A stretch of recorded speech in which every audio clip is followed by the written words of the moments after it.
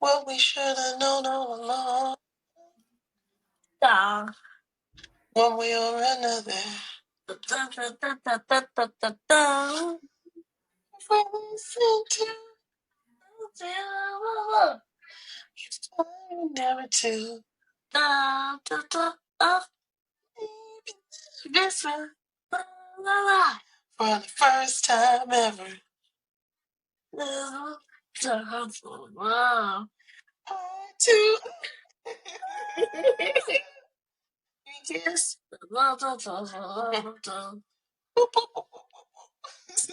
Good job, Aries. Thank you. Yeah, that's our little song, Eye to Eye, from a Goofy movie.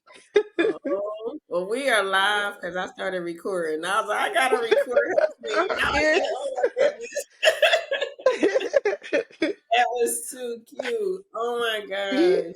She is That's getting so our song. big. Oh, Yes. awesome. Well, hello audience. We just a special treat from my I call him my nephew. He ain't met me yet, but I call him my nephew. Aisha and Aries, they were singing their song. So great day, everyone. This is LaVon McMillan. I am the host of the Advocate for Me podcast. We are going into season 6 this year. Still can't believe it. Like I'm like, oh my goodness. So I have my special friend, my I call her my sister, and like I don't even think me and you met yet, Aisha. We just been doing We just been doing it. we gotta meet in person, but Yes. definitely she is in Texas, and so I keep telling her I'm coming there because my dad and I are well. He's passed, but I'm a Dallas Cowboys fan, so Oh, I'm gonna make it there to the stadium one day, yes. in his honor. But yeah, but hello, sis. Welcome to the podcast again. I'm so glad that you was able to come and join us. So let's just tell the audience because I know some people know you. Some people are new to our podcast, and so just let them know who Aisha is and what she doing. What she doing? Well, first, thank you so very much, LaVon, for having me come back, and just continue to share the work that I'm trying to do alongside my son. My name is Aisha Christa Atkinson, and I, wear many different hats. At present, full time, I serve as a school administrator in the greater Houston area. I primarily work with our daycare to kindergarten age students in my school district. And it's a very, very rewarding job because we get to see the kiddos as they're first starting their school journey and really try to build a love for learning, as well as a love for just living the best part, and well, not just living the best part, but trying to become the best version of yourself. So we get to have those kids and really just develop their confidence and again that love for learning at a very early age. I also serve as a board member for the Texas Council of Teachers of English Language Arts. This is a role that really just gives me an opportunity to share the great work of the organization as the digital coordinator. So any types of posts you see on social media or videos and things of that nature, I'm the one that helps with either creating or sharing that out with the world. Um, Additionally, I am also a writer, published writer for Education Week, Edutopia. And in 2023, I was honored by American Mothers Incorporated by being named the 71st Texas Mother of the Year. Since that time, we have had two others that have come along. Most recently, one of my dear friends, Tiffany Finley, out in Dallas. Whoop, whoop. just won as the 2025 Texas Mother of the Year. So it's been, a real whirlwind since I received my honor to being able to participate in different forms of media and talk about some of the challenges that come with the role that I'm most proud of, which is being a mom to Aries Rain Williams. My son, as some of you already know, is a child that really and truly defied the odds. The fact that he's even here just to sing is a true testament to what the greatness of God is, and how, yeah, someone might say that an individual has a 20% chance to live, but let's see what God can do. My son was born at 23 weeks gestation. He weighed 1 pound and 11 ounces and had grade 3 and grade 4 brain bleed. So that is on the scale, the high level and the highest level of brain bleeds. Um, while he was in the NICU for 150 days, he developed a rare condition known as hydrocephalus, where fluid builds on the brain. He did have to undergo multiple brain surgeries, with his final brain surgery before release being the placement of a ventriculoperitoneal or VP shunt. Over the years, Aries has been diagnosed with cerebral palsy, epilepsy, nystagmus or dancing eyes, as well as autism spectrum disorder.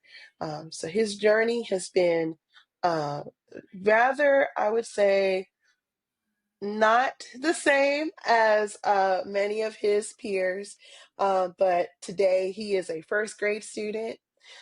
He is, again, just thriving in spite of all of the odds that have been stacked against him. He gets a little shy, but he is able to start speaking some words. And, again, it just goes back to the favor that God has been able to present in his life, as well as the hard work of so many people. When I talk about therapists, doctors, specialists, people like Miss Bola, his caregiver, like just individuals who have gone above and beyond to invest in this child and see him reach his maximum potential. It is the sum of many and not just one person. So, Definitely takes a village. Takes a village. So I'm gonna yes, mess with Aisha real quick because she forgot to say like she's also a contributing writer and advocate for Me's magazine. yes, yes, yes, And yes. Aries and Aisha was our Mhm. family of the year Yes, at yes. the end of 2024. And so and I'm putting her name in the award ceremony this year. I Oh, feel like I got something for you the first year, but I got to double check in my box. okay, But okay. definitely y'all gonna be honored this year. Thank Um, you.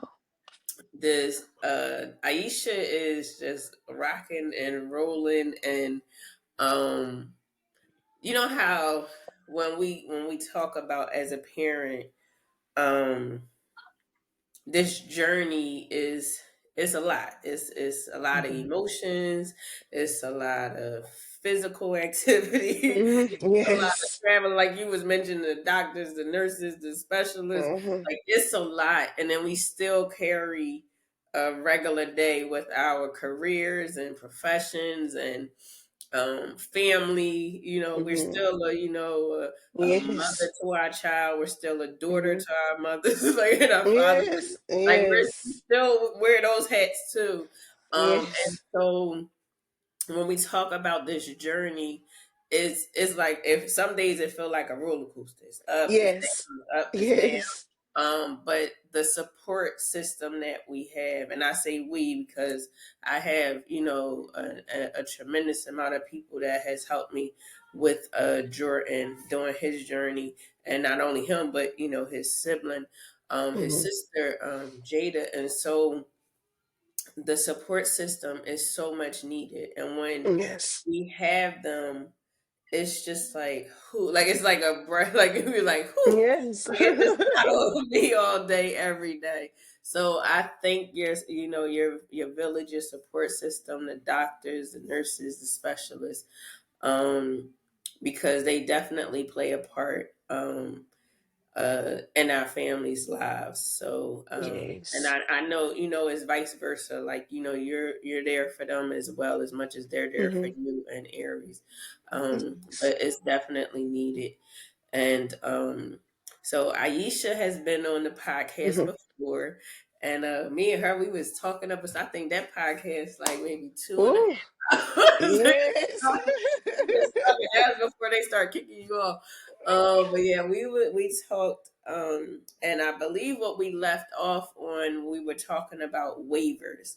Hmm. And I know Aisha is in Texas, but waivers is in all different states.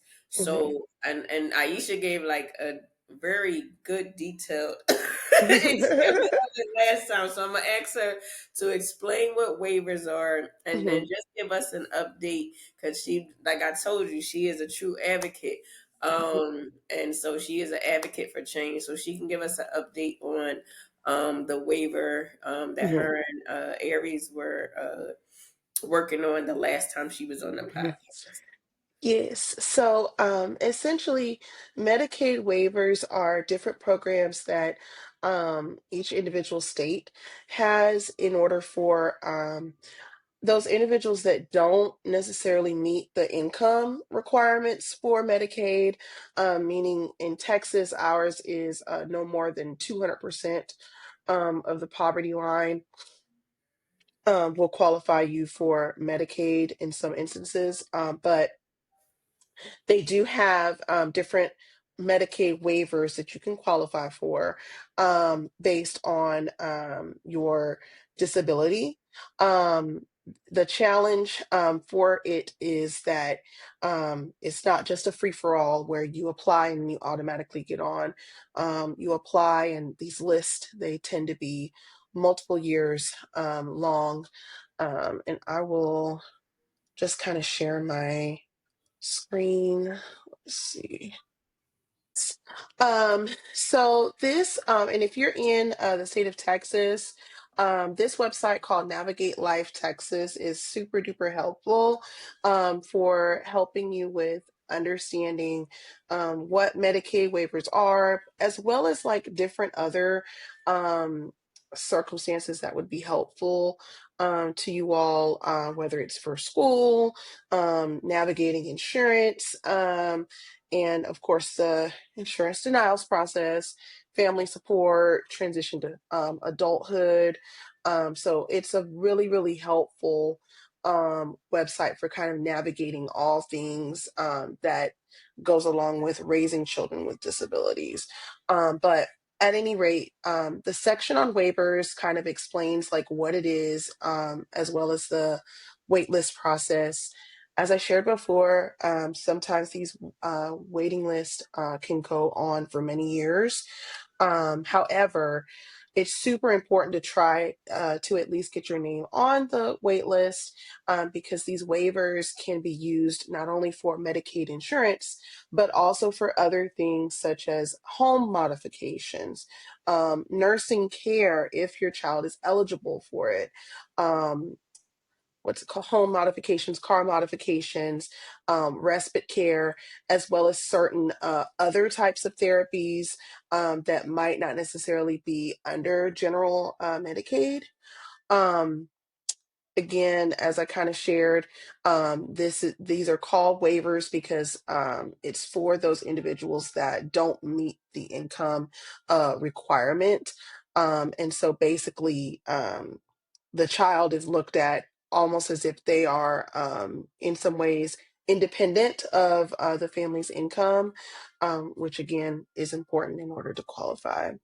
The state of Texas has approximately seven of these waivers, and then these are the different types.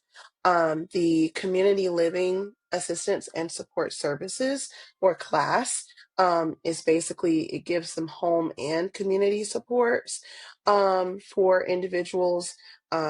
They have their own master list of the different disabilities that can qualify for this program.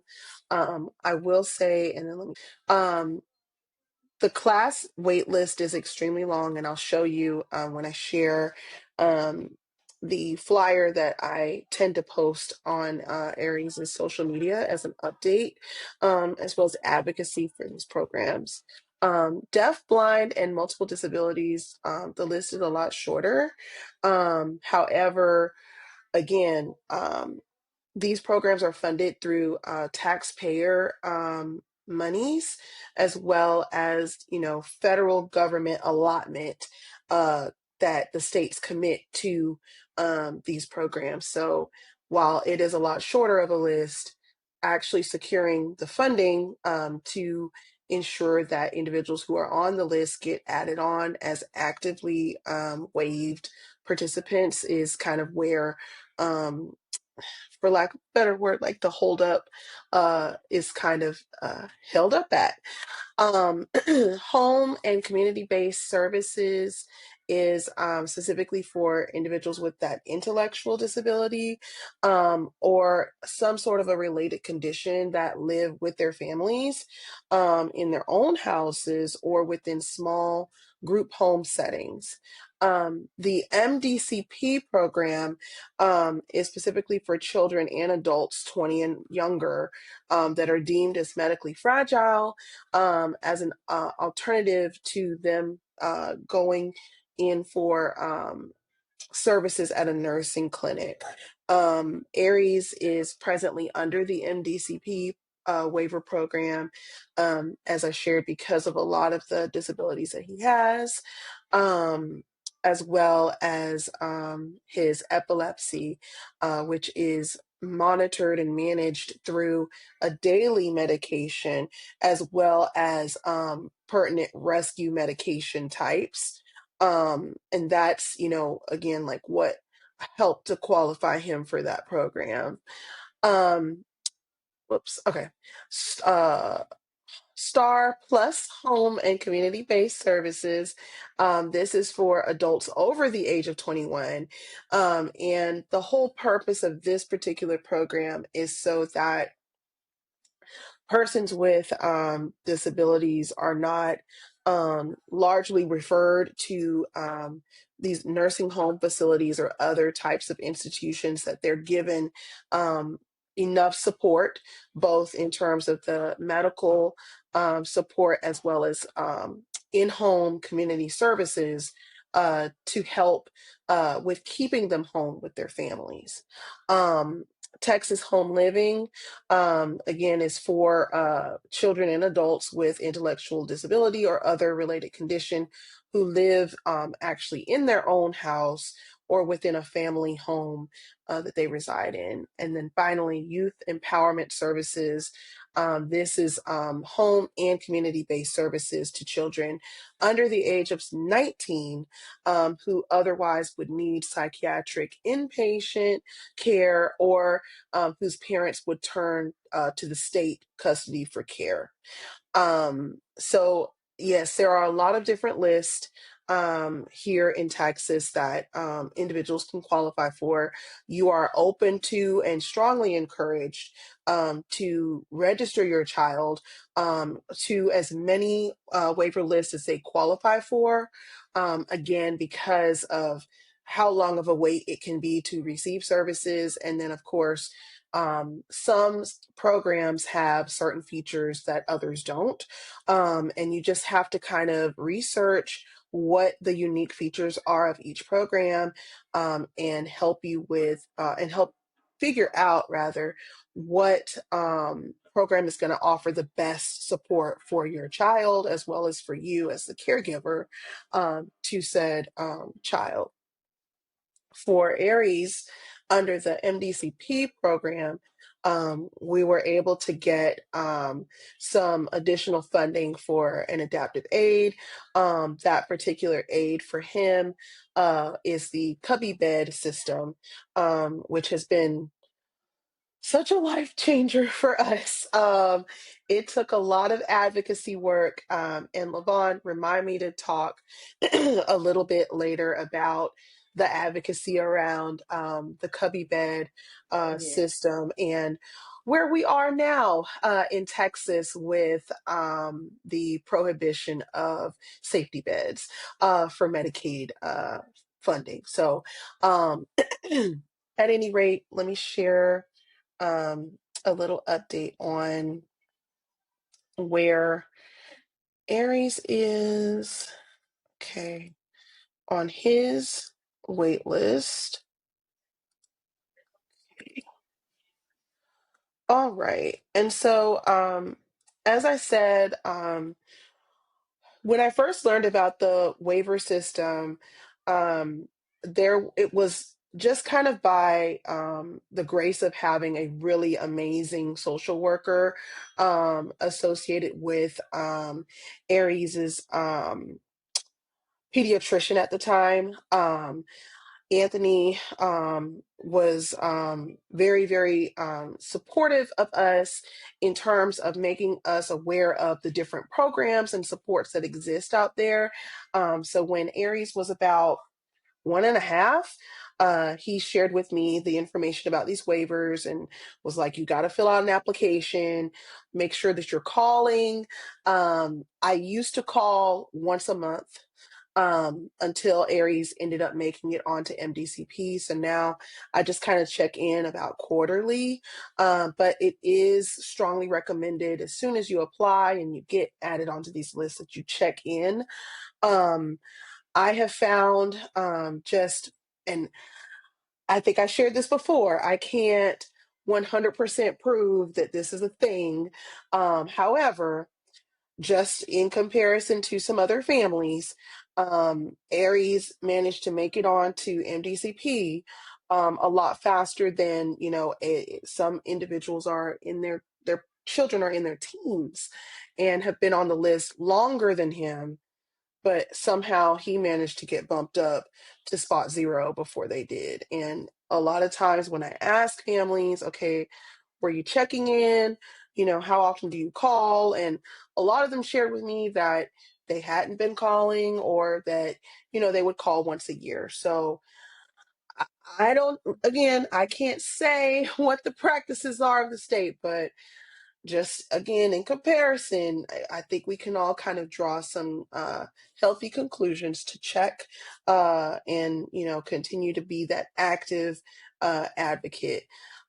We in society, we say, the squeaky wheel is the one that gets the oil. So, by all means, and I know that it can be extremely frustrating for us because we are constantly having to advocate for our children. But when it comes down to these kind of supports, find the strength within to be that squeaky wheel because it will benefit your child. Um, let's see. Okay. So for Aries and his Medicaid waiver, presently he's technically on 4, but the last time that I checked, I could only get updates on 2 of them. So for class, he is number 58,183 out of 74,152. From the last time that I checked in, he actually moved up over 1,600 spots, but his projected wait time is about 14 years on this particular waiver.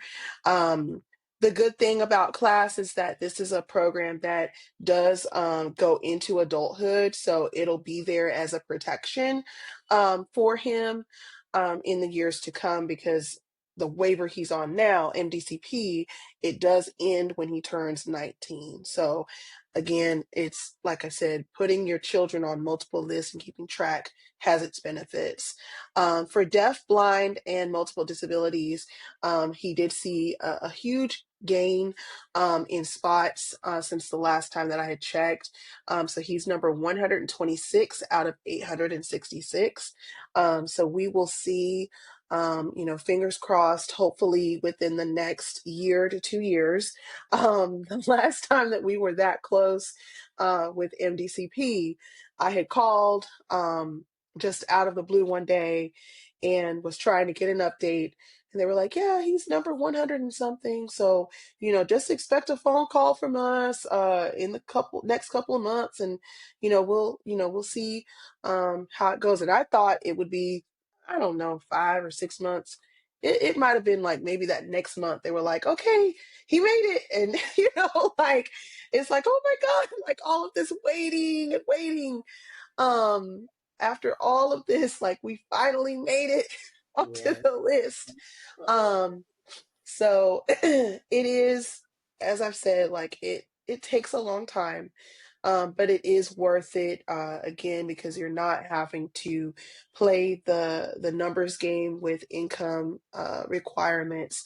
And of course, some of these programs allow for the child to keep that through adulthood. So um, I cannot say enough how important it is to be a part of that application process and just continue to self advocate. As LaVon and I have both shared, there are programs that vary from state to state. So definitely look up your state Human Health Services Commission, or whatever they happen to call that type of programming in your state to learn more. thank you for sharing it You're because so welcome. I wanted Aisha to kind of because I know when we talked the last time, he was like in them low numbers, and I was like, Mhm. oh yeah. So, and I know you kind of piggyback off, like you mentioned it, and discussing the waiver, but talk Yes. about the cubby, because Yes. that was a whole thing too, and we were Yes. seeing on social media, Yes. and like I told y'all, she's a change advocate, so she made Yes. changes with Yes. this. Yes. So So, that's what happened. yeah. Yes. So, as I shared, MDCP allots a certain amount of money for adaptive aids, because Aries has epilepsy and he's also autistic. He doesn't, fully understand sometimes, like, I need to stay in my bed to get proper rest, so that I can be energized and ready for the day. um, he made, some significant concerns in regards to his sleeping arrangements. I talked with his doctors, and they all agreed, that he would be best supported with some sort of a bed that is enclosed, that also, will prevent him from eloping, but also prevent him from hurting his head in the times where he is having seizure activity. Um, Again, Aries also has that BP shunt implant in his brain, so we also want to make sure that that's protected as well.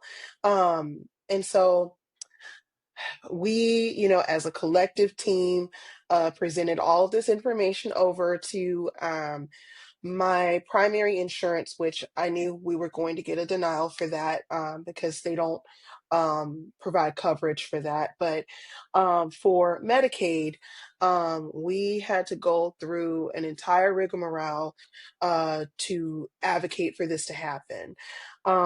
They sent 3 times rejection notices expressing that Aries did not require that type of support. We had to do a state fair hearing, which is basically where you, as a parent, and any type of healthcare providers that you invite, are able to testify before a hearings officer. um, against someone that's representing Medicaid. And then, of course, they have their own team as well.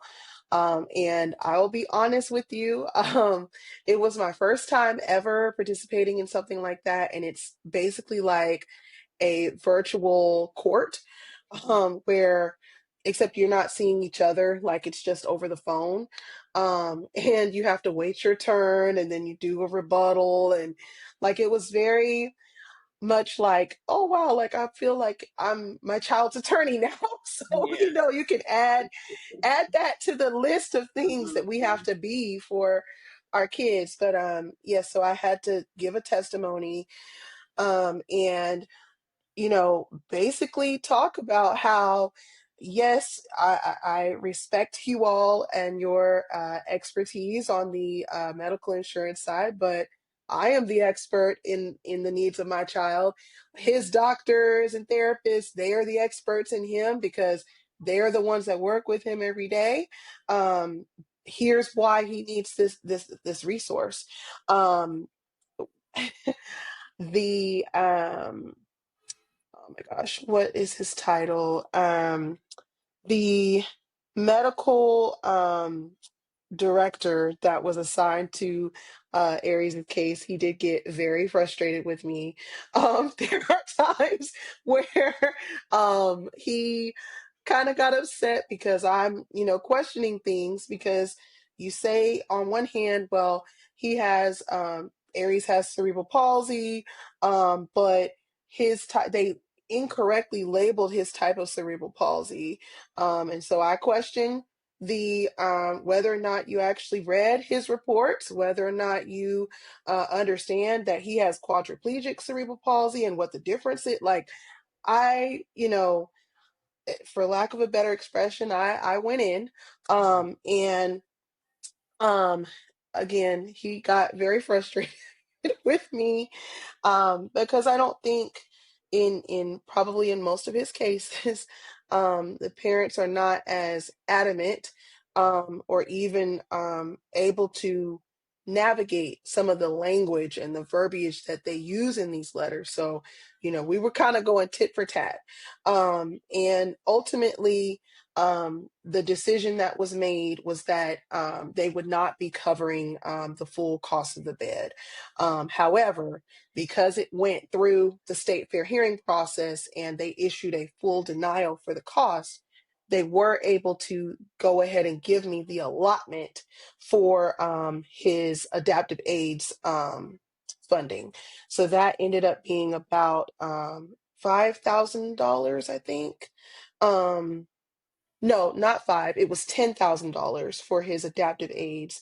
And then we ended up writing a grant with Be an Angel, which has been, and Be an Angel has been in our lives since Aries was a little, as far as getting his RSV shots. So it was like a full circle moment to come back around and be able to request of them support for Aries' cubby bed.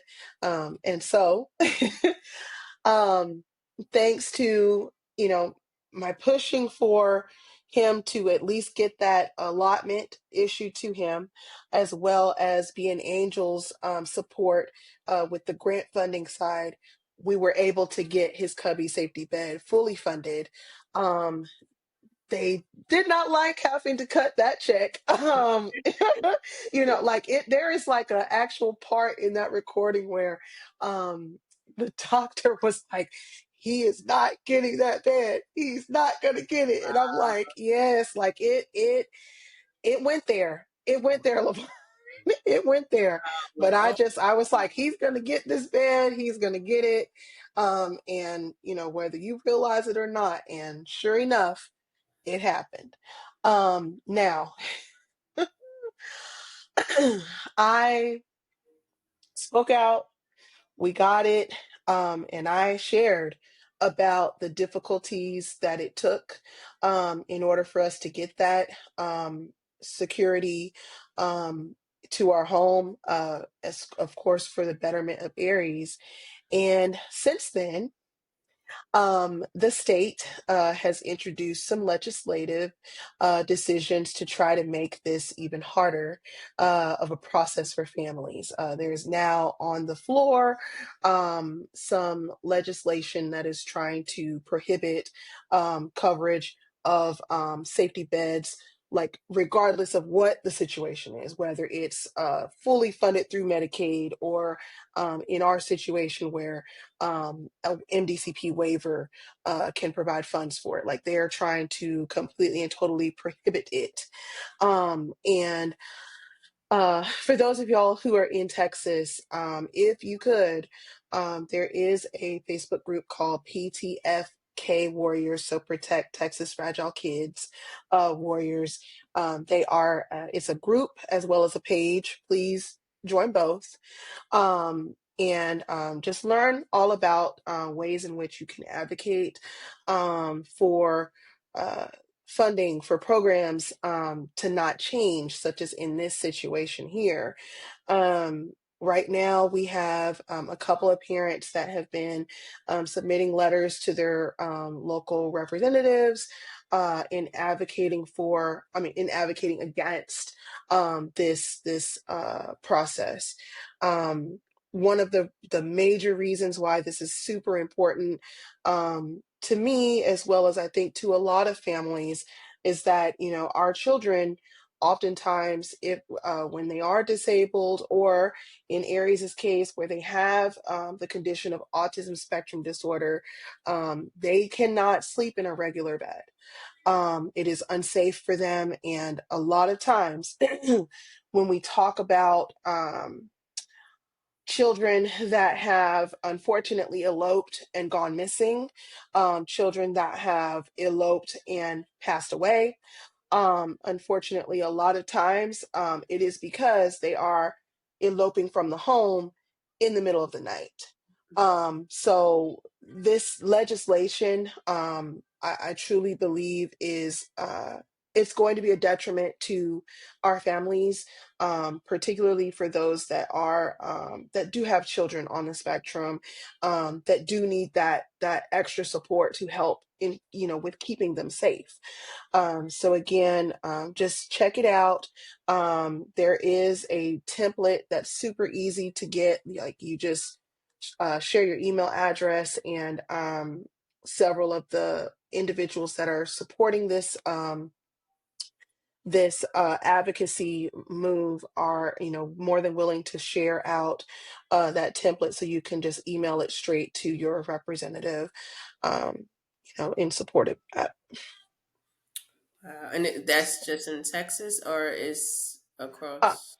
so this legislation is for Texas for Okay. sure, but I'm almost fairly certain it can be found in several of our other states that tend to be a bit more um not as friendly with trying to fund for the things that we need. So Wow.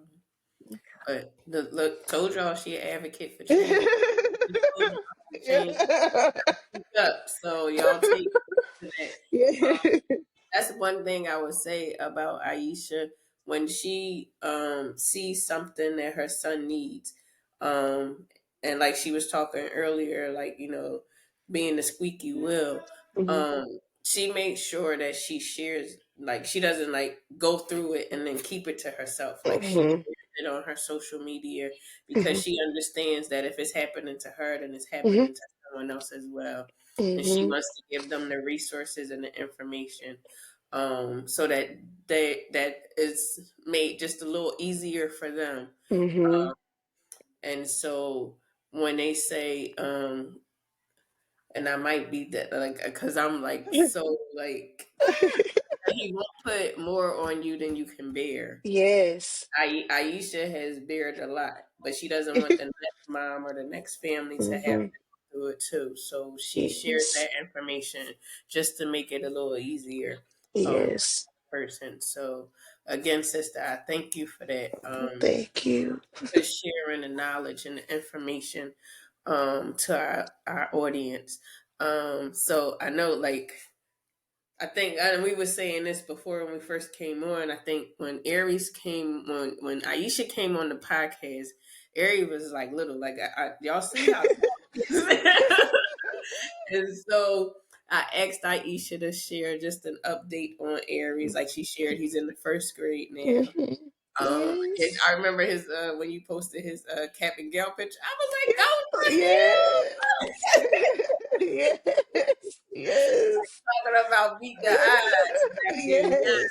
Like, let's go. I guess I'm gonna Yes. be crying in the audience at his high school Yeah. one. I'm like, Yeah. Yes. yes, but yeah. So just share with our audience an update on Aries, how he's doing. I could tell he growing. So Yes. And then give me just one second. An no problem. update on my big boy. So Aries is presently in the first grade, and we are just so proud of all that he has accomplished, not only just academically, but also developmentally.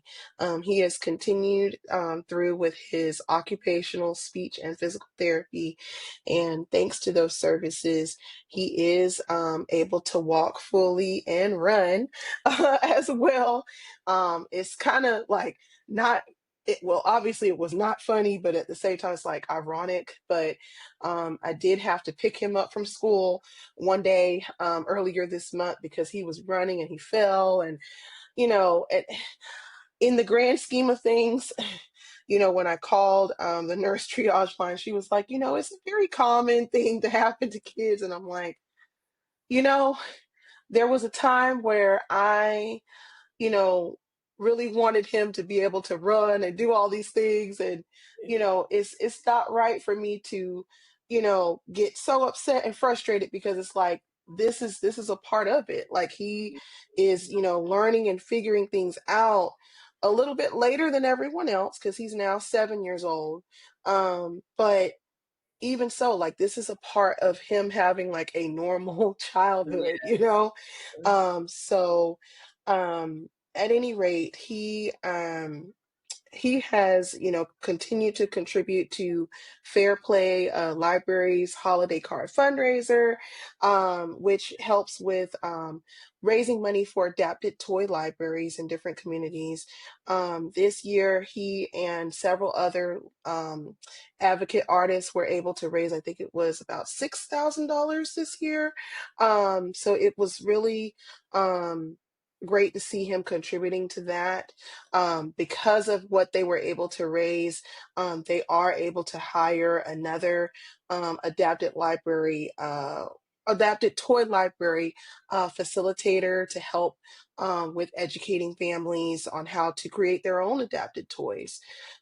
So he has, continued to even thrive in the work of being a person that gives back to others, as well as his own personal goals. He is speaking a little bit more, so he's able to say hello and some of the basic things like, oh, let's sit down or wait. Like he's starting to just really find his own voice in his own time. And I'm just, as a mom, just so proud of how much he is accomplishing. And again, in his own time, and seeing the beauty in that. Um, when I first had Aries, um, I guess in some ways, how you expect things to happen in a certain time and um, for a certain reason. Um, I've learned over time to just have an appreciation for it's not happening now, but it will. It's coming. And when it does, I've realized that I have a much deeper appreciation for it than what I probably would have if it had happened in my time. So again, I don't know, I'm grateful for things happening in God's time and Yes. just being able to speak to how amazing of an experience it is. Yes. Yes. So like when I go on his page, I'm like, oh, look at him now. Yes, yes. Yeah, so Yeah. I'm so excited for Aries, and all his accomplishments thus far, and with the card, with the holiday card thing, his picture Uh-huh. was so cute. Like I looked at all Yes, of them, but his was so yes, like, oh look, he yes. draw it himself.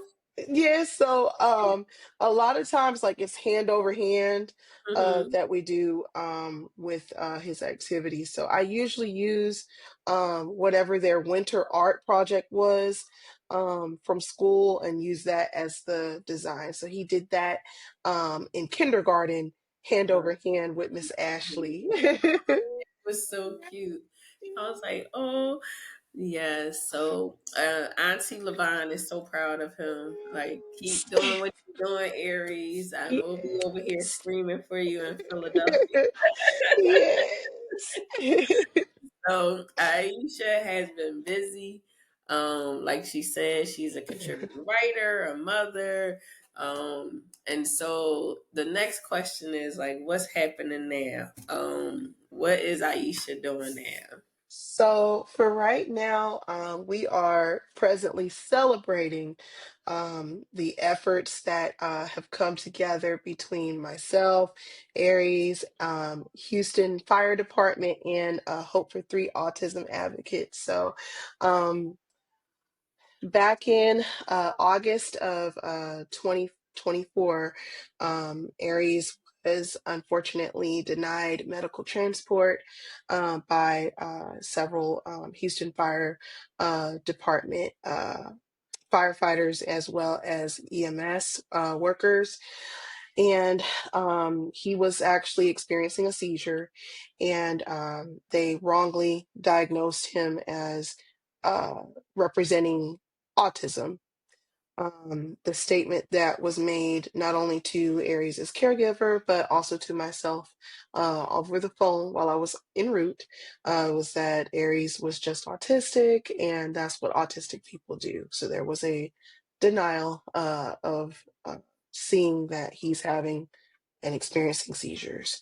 It was a very, very scary moment. Like, I will never forget driving down West Park Tollway and just, when I realized this person is not going to listen to me, just sharing that I would be on the scene, hanging up, and saying to God, please help my son make it through this so that I can get there, and we will just do whatever needs to be done to prevent this from happening again. Um, and it was just a very like calm moment for whatever reason. Just I guess just knowing that and having that faith, even if it's the size of a mustard seed, and knowing that God, I know you did not bring my son through all that he's been through in order for it to end in this particular way. So I'm having faith and trusting in you that we're going to make it to the other side of this. Um, when I arrived on the scene, I was able to kind of do a little takeover. We are going to proceed. You will be transporting him. And I did share what happened with the nurses at ICU. They were um, very disappointed that that had happened, but also shared with me, okay, here's the proper channels to go through in order to advocate for you and your son, as well as, and this is what we're going to be doing on our end to advocate as well. So I want to take a moment to also thank the team at Children's Memorial Hermann Hospital for helping us with navigating that piece of it, because a lot of times when things like that happen, we as parents, we don't know the system. We don't understand what avenues do we need to take in order to advocate. So it takes specialists that care about equitable outcomes for patients, that care about human life, Yeah. enough to share that information. So if it wasn't for that particular ER nurse, just listening to me as a parent, seeing my son as a human being, as a person that deserved better, as well as, the dangers of not being able to have something like this corrected. That is the level of advocacy that we strive to or want to see in all of our providers. So kudos to the team at Children's Memorial. Um, Ironically, though, that particular situation was not the first time that my son has actually been denied medical transport due to a misdiagnosing of what is actually happening to him. So as I shared in the post, it was like, this lightning bolt of injustice has, struck my son twice. And growing up, my mom, I grew up in Eastern North Carolina.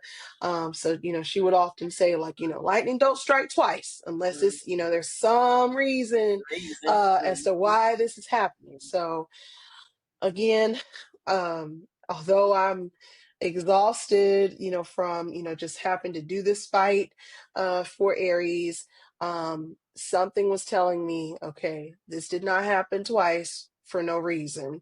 Um, let's get to it. So I reached out to Houston Fire Department through their complaints process. And I shared, I'm not trying to have individuals fired. My heart is telling me that this could easily be a situation where people just don't know. Mhm. Yeah. For myself, um, I had only had very limited experiences with persons with autism prior to my son being in my life. And I recognize that the reality of my life was very different before having Aries, and my knowledge of things was very different. Sure enough, in my conversations with the assistant medical director for Houston Fire Department, there was actually no training on the books for autism spectrum disorder. So my, thought on the why and how that this happened was indeed true. Our firefighters and paramedics for Houston Fire did not have any training on the books to help them with educating them on what autism is, as well as what it's not, and the importance of trusting the expertise and trusting the process of families of children with disabilities, and not just relying solely on the knowledge that you do have on whatever the situation may be. um, as such, we had a long running email thread between myself and Dr. Soders about what could be included in the training. I looped in Hope for Three Autism Advocates. They are a local based nonprofit that really has made a lot of traction in my area of Texas, Fort Bend County, in terms of trying to foster a sense of inclusion and belonging for persons with autism, as well as for the caregivers of these families. I looped them in to help with the education and research piece for this particular training. And I was invited by Dr. Soders to share, as part of this training, the real world application of what went wrong uh, in Aries' situation, as well as being able to encourage and inspire our firefighters for the great work that they do. As I shared in my own testimonial, this is not a program that is meant to in any way say that um, you're not enough, because you absolutely are. This is a program that is designed to further equip and empower you to be able to make better decisions in support of children and persons like Aries. Um, it has been, I feel for myself, one of the most important things that I feel I've been able to contribute to our community, because as I shared, this is not just about Aries. Even though he is, the catalyst for it, as an educator and administrator, um, several of the students that I serve and their families, they live in the jurisdiction of Houston Fire Department. Several of the team members that I work with in my district, they live in this particular community, and there are select few that are on the spectrum. As far as children that we serve, or even the children of my colleagues. So speaking up about this and pushing it, and seeing it through to the end, is not just about Aries. It's about those families that don't have um, the education, that don't have the knowledge, that don't have the connections to know who to contact and what to do, that really and truly don't even have the time uh, to figure it all out. Um, as Dr. Soda shared with me while I was filming my part of the certification training, um, we are, as far as he is aware, the first family to issue a concern, or bring to the forefront a concern, and have that concern actually make it through a full training process, and create organizational change for the department. And that, I think, it speaks volumes to the resilience. It speaks volumes to um,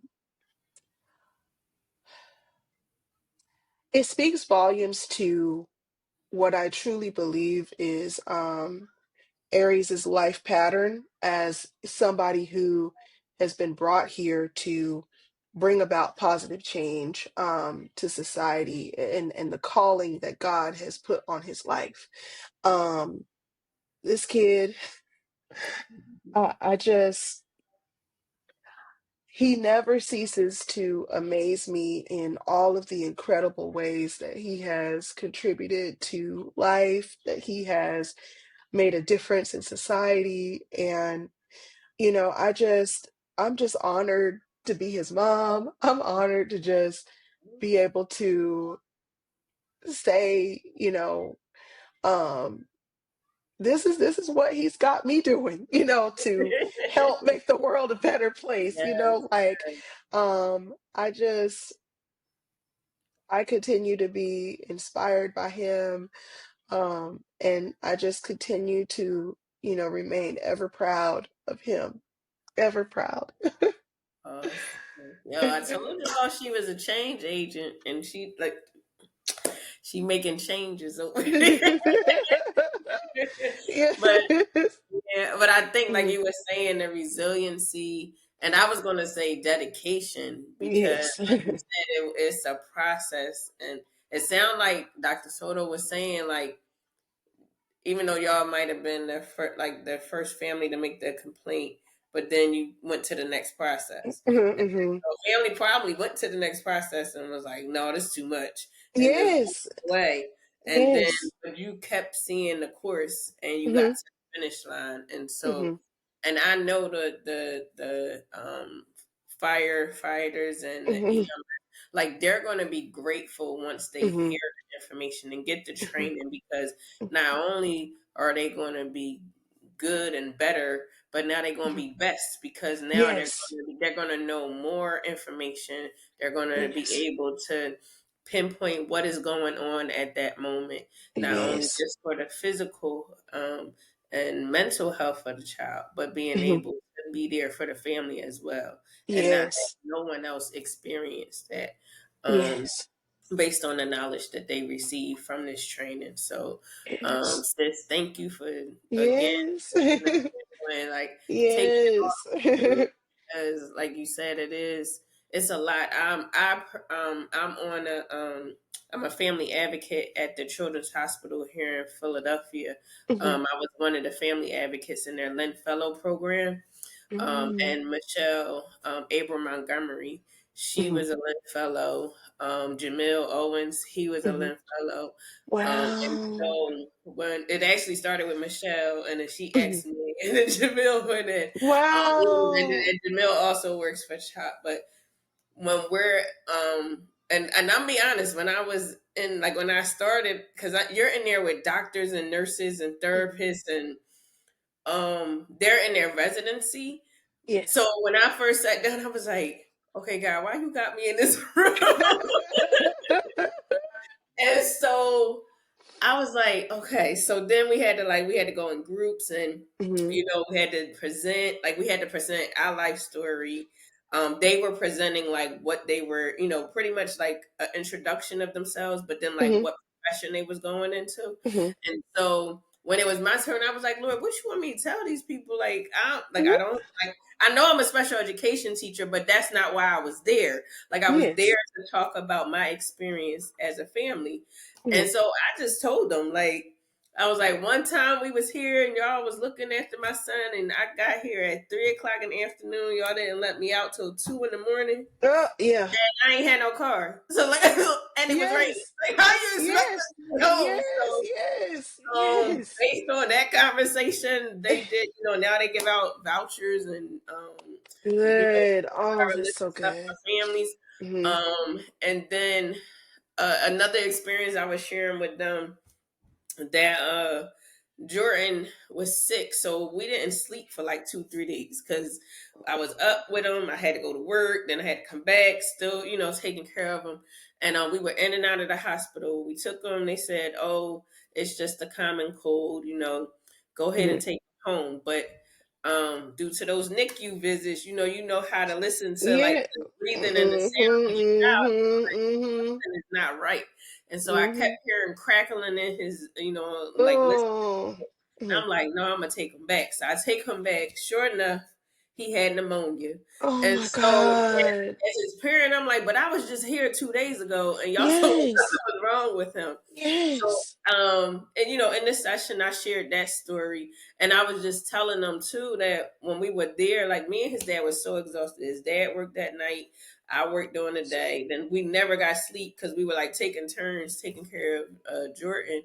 Mhm. And we would sleep. Like we would like the doctors was talking to us, and we was like we falling asleep. And they sent the social worker, and I was like, well, why the social worker? And I was so confused. And so I had to tell them in the session, I'm like, sometimes parents is just sleepy. It has nothing to do with drugs or alcohol or anything. Oh Lord I was Jesus. like, I was just like, well, where's the social worker here? And she was asking us questions. She's like, and then we had to do like this little survey checklist to say if we used Mhm. alcohol. And I'm like, I don't even do any of this stuff. Like, Oh my God. but I mean, on their behalf, they was advocating for my child. But Yeah, I but was telling them that you don't have to associate that with everyone. Like we was just yes. exhausted. That's all Oh it my was. We was God. tired. But yeah, so with that, like me just, sharing my experience, they're able to like be knowledgeable, be more Mhm. attentive to families, ask more questions, get more information from them. Mhm. And so at the end of the session, when I finished Lynn Fellow, when I graduated, I was like, one of the professionals came up to me and she was like, I know we talked a lot, like we did a lot of, we got a lot of information from here. We talked to like politicians, we talked to like a Mhm. lot of people. She was like, but Wow. the main person that helped me the most was you. And I was like, Oh.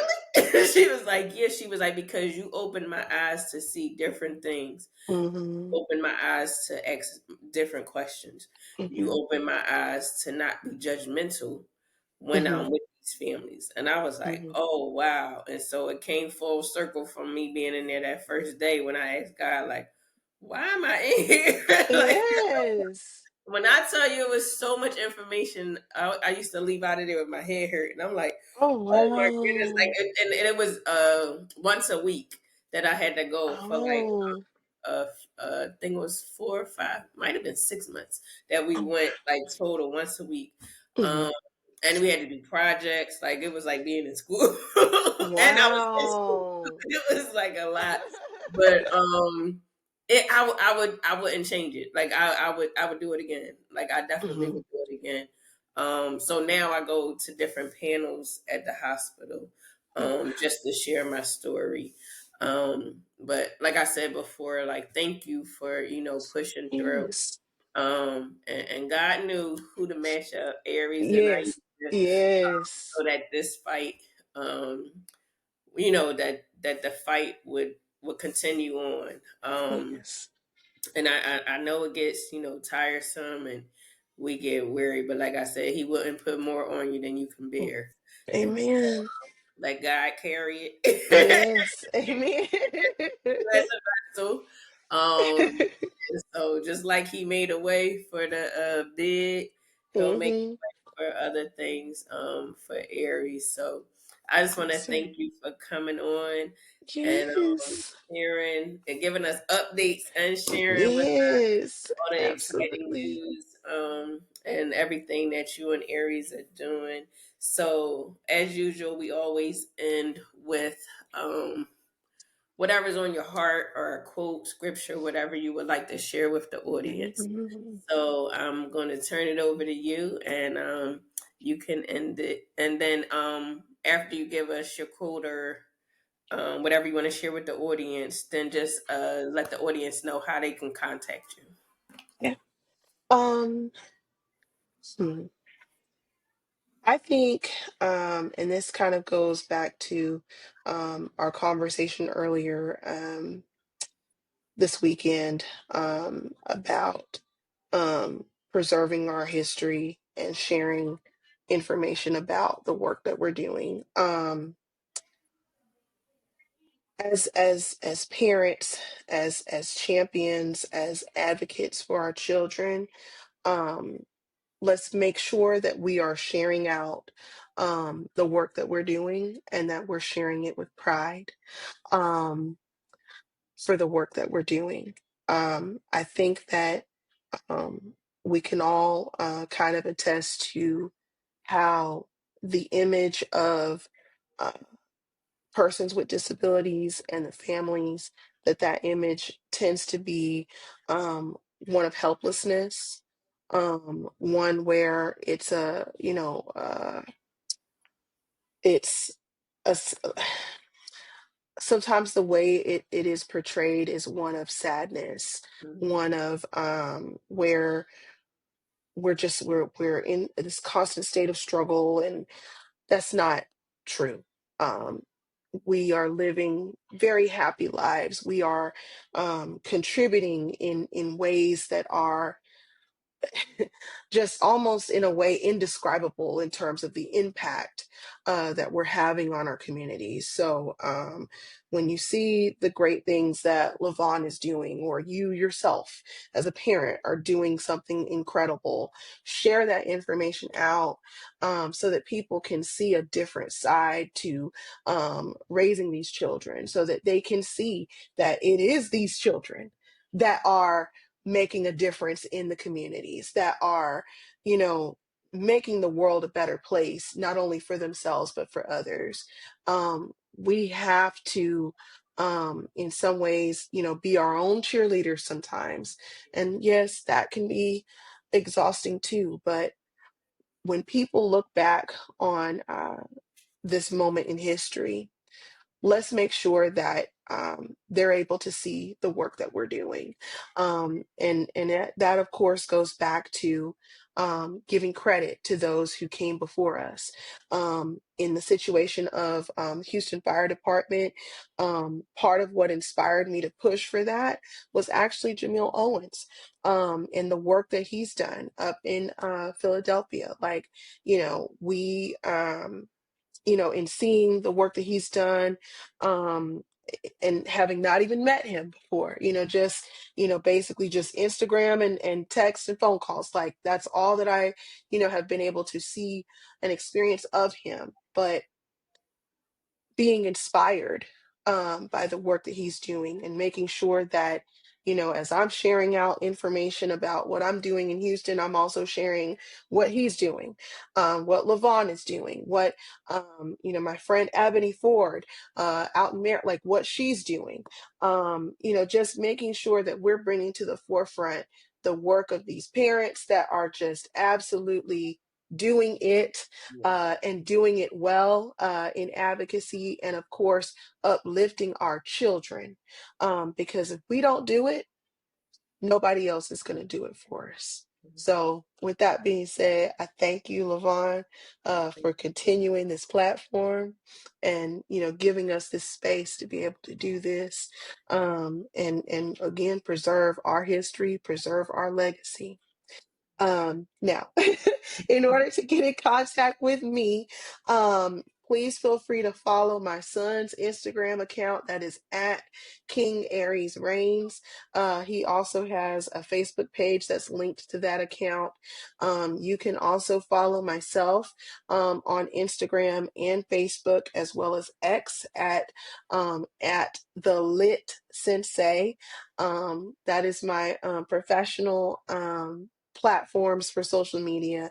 And then I'm also on LinkedIn as well as Aisha Christa Atkinson MS. So please feel free to follow me there as well.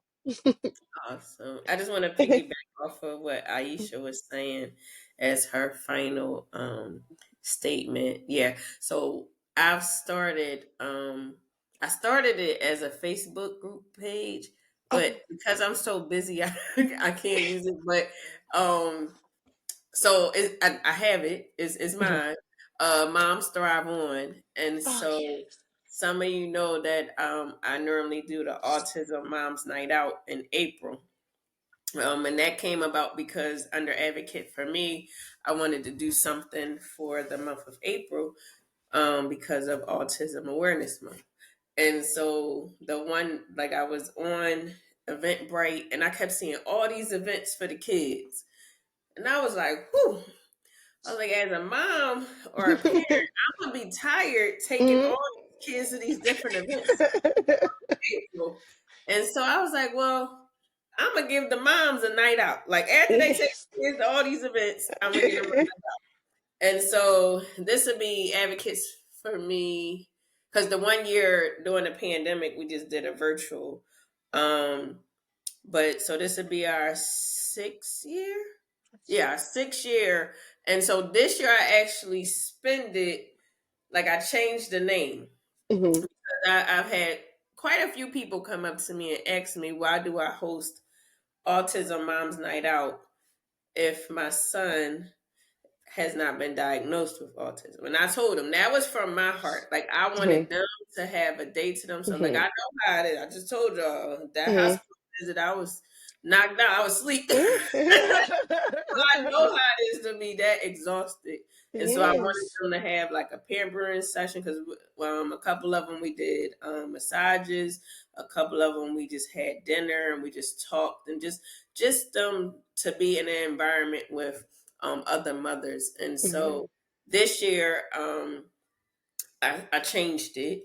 Mhm. So it'll be for families caring for their neurodivergent children. Mhm. And so I still could be a part of that. Yes. Yes. So I was like, but God, what you want me to name it? Because I was like, I don't want to call it Neurodivergent Moms Night Out. Like I was like, what am Yeah. I supposed to call Yes. it? And so he was like, I already gave you the name. And I was like, what, that Facebook group?